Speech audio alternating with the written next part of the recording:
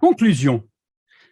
L'objectif de ce livre n'a pas été de vous raconter toute l'histoire du marketing, juste de vous indiquer certaines de ces pratiques qui, une fois décortiquées et mieux appréhendées, permettent de gagner du temps lorsque nous décidons de nous offrir une marque personnelle visible, intéressante, puissante, utile. Si forte qu'elle pourrait même devenir une marque totem, autour de laquelle s'organise toute la force commerciale et marketing d'une entreprise. Ce concept de marque totem est accessible à toutes les entreprises de toute taille, malgré l'évocation de nombreuses réussites prestigieuses dans ce livre, puisqu'une marque totem n'est jamais qu'une personne, tout genre confondu, qui a réussi à devenir un référent ou, encore mieux, un phare dans son secteur d'activité. Quelqu'un qui est à la fois respecté par ses collègues, sa hiérarchie, ses fournisseurs, ses partenaires, ses clients, ses prospects, ses concurrents et surtout par ses futurs clients. Quelqu'un qu'il est incontournable de consulter quand un dirigeant ou une patronne doit prendre une décision qui le ou la dépasse et ou a besoin d'être mieux informé avant d'aller à l'étape suivante. Une personnalité qui, par son personal branding, est perçue en tant que référence rassurante, loin d'être anodin lorsqu'il s'agit de prendre des décisions stratégiques. Un humain qui a bien compris que le droit de s'exprimer presque partout est presque gratuit.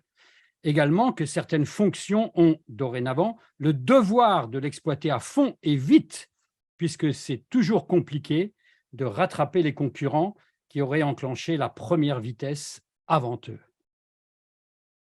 Certes, le choix des marques et des personnalités citées dans cet opus a naturellement été biaisé par mes propres expériences et ma subjectivité.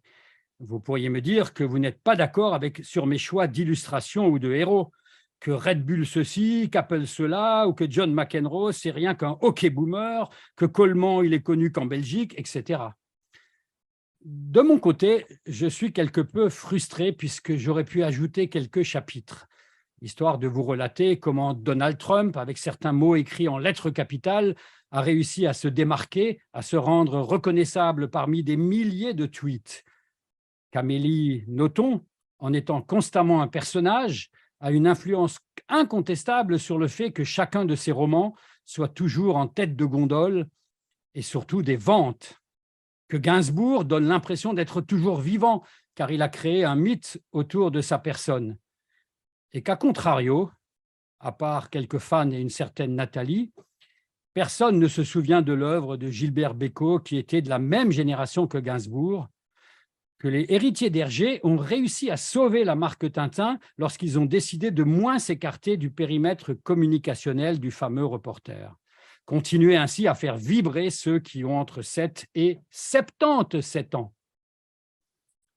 J'aurais voulu m'épancher davantage sur la marque Red Bull qui, en plus d'être exemplaire au niveau de l'exposition de son logo, a inventé un nouvel outil marketing. Elle ne fait pas que sponsoriser les événements sportifs, elle les crée de toutes pièces. Red Bull est devenue de cette façon la première marque média, imitant là, peut-être, le chanteur Claude François, qui avait créé le journal Podium afin de mettre en scène sa vie d'artiste. Par ailleurs, Red Bull incarne aussi l'un des nouveaux paradigmes des écosystèmes digitaux Winner Takes All, tant il n'y a quasi pas de concurrence à Red Bull. Pareil avec Google, qui est la seule marque à être réellement identifiée sur le marché des moteurs de recherche, comme LinkedIn, qui, lui, a fait disparaître rapidement son concurrent Viadeo. J'aurais voulu également vous parler de l'application Clubhouse, qui semble de vouloir démontrer qu'une belle prouesse marketing, en termes de notoriété immédiate, peut s'écraser comme n'importe quel soufflé au fromage quand la marque ne respecte pas les fondamentaux de l'économie réelle. Évoquez également que beaucoup de marques traditionnelles comme Stimorol, Tic Tac, Gillette ou Bic jouent la carte de la sérendipité, cette expression recouvrant le fait de trouver quelque chose par un heureux hasard. Leurs différents responsables marketing faisant en sorte que leurs produits soient bel et bien placés à des endroits stratégiques chez les grands distributeurs afin d'être découverts et achetés par sérendipité. Sérendipité dont la survenance devrait devenir un autre devoir de tout social seller qui se respecte. Mettre alors en œuvre une stratégie où il puisse se trouver à des endroits, digitaux et ou dans la vie réelle, où il n'est pas nécessairement attendu. Néanmoins, dont la présence provoque des rencontres inédites ainsi qu'impromptues, avec à la clé des nouvelles opportunités d'affaires. Je l'effectue moi-même en me rendant à des événements où l'on reçoit plutôt des directeurs financiers ou des logisticiens ou des informaticiens ou des administrateurs de sociétés dans le secteur immobilier ou des organisateurs d'événements ou des traducteurs ou des journalistes spécialisés dans un autre secteur d'activité que le mien ou des chanteurs ou etc. Oui, chaque jour qui passe, je me fais un devoir de faire tout ce qu'il faut pour être connu d'avance par un maximum de fonctions différentes. À ce niveau, je me mets au diapason d'une certaine tendance où tout le monde pense avoir un avis sur tout et où, dont la source d'infos pourrait être tante Ursule ou cousin Jackie si je reste caché dans le bois. Du coup, je fais en sorte que tous ceux qui souhaitent avoir un avis sur mon secteur d'activité le trouvent en me suivant dans la vie digitale et ou en m'abordant dans la vie réelle. Ce qui n'empêche pas toujours le fait qu'ils consultent aussi tante Ursule ou cousin Jackie, plus les riri, fifi et loulou font du marketing. Pas grave, j'aurais été consulté. Même si parfois, au grand désespoir, ce n'est pas moi qui aurais été choisi. Les social sellers et les vendeurs classiques partageant le même souci, ne pas gagner à chaque reprise. Même si les social sellers connaissent moins fréquemment le désespoir de la défaite. J'aurais certainement pu écrire un chapitre entier relatif à Gilles Daoust de la société éponyme Daoust, qui fait de l'intérim, ainsi qu'un autre relatif à Alain Conrard de Prodware Group, ICT, parce que ces deux profils ont choisi de publier un vrai livre où ils parlent de tout sauf de leur boîte, avec pour objectif d'être invités un peu partout pour en parler, avec du coup l'opportunité d'évoquer leur vie d'entrepreneur, plus naturellement de mettre en valeur leurs entreprises respectives, recevant là le fruit d'un bon personal branding, ne pas avoir à payer pour parler de sa boîte lors des principaux événements de networking. En ce qui concerne Gilles Daoust, c'est relativement récent. Je serais ravi de pouvoir vous confirmer dans quelques mois si cette démarche a un impact sur son chiffre d'affaires. D'un point de vue personnel, j'en suis déjà convaincu.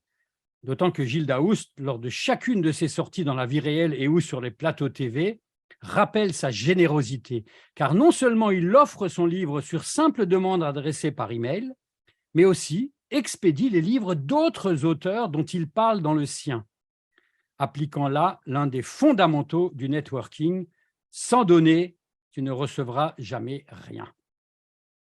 Pour finir, c'est un peu honteux de ne pas évoquer la marque Asphalt, qui lutte contre l'obsolescence programmée de nos vêtements.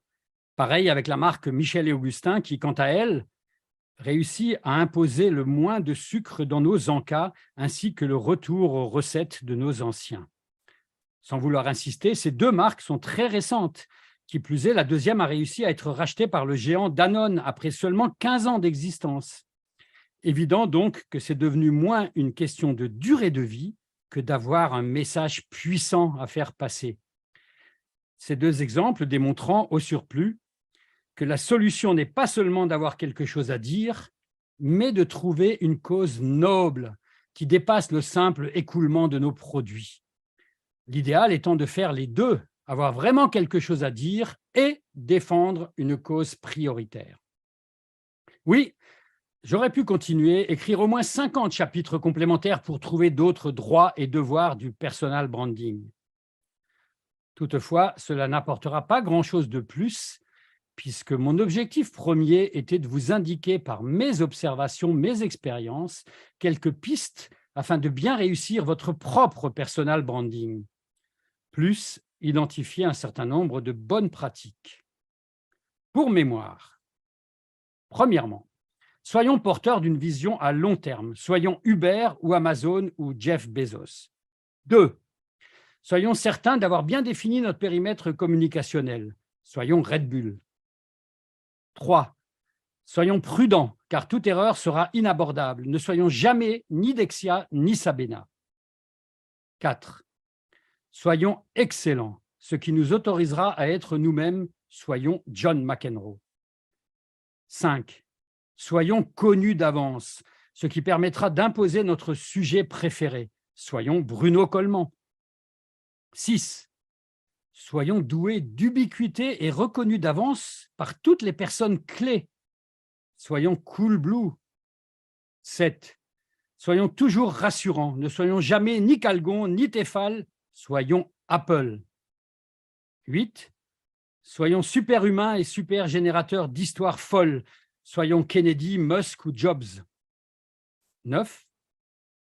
Soyons addictifs. Ne soyons pas Panzani ou Miracoli ou Lustucru.